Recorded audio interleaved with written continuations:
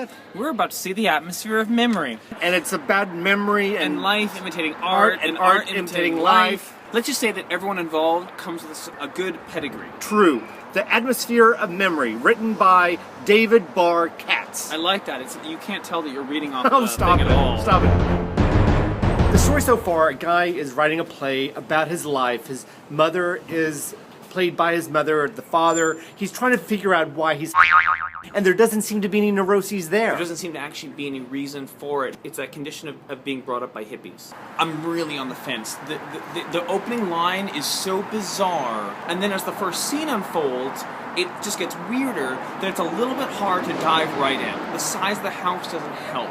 It's a very big production and deserves to be in a much bigger... They do a great job of set design and blocking the direction. Everyone behind this is top-notch. They know what they're doing. They're hampered a little bit, of course, by the constraints. And John Glover is such a treat.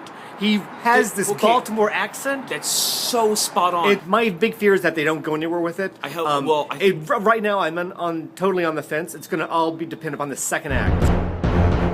So, having laid the sophisticated groundwork of the first act out of the way, the second act really takes off, and it goes places. The first act was, like you said, it was laying the groundwork. Very funny, very lighthearted. The second half really took on issues and took on relationships and took on a darker tone. Nobody is spared. This is one of those plays where you end up feeling the opposite of the way that you felt about most characters. The amount of layers necessitates a number of endings. Some of the resolutions are more successful than others. And on the whole, I enjoyed it, but I have to say that I found the finale, if you will, a bit baffling. The finale was... at one point, the walls really give way, and I found myself really loving this family. They were kind of like an X-rated Wes Anderson family. Fantastic, complex writing. Acting, you could not ask for better actors. Ellen Bernstein, John Glover, everyone across the board. It was just like, they did the best they could, but I wanted to... You know what the difficulty is? You know what? The play is about a writer who's trying to finish his play. By all accounts, the script tells you is a terrible play. And whenever you see the actual play, it's bad. I have a hard time liking this guy because he writes bad plays. So it's difficult not to see him then as the author of the play and then sort of invites you to be very critical of the actual play you're seeing.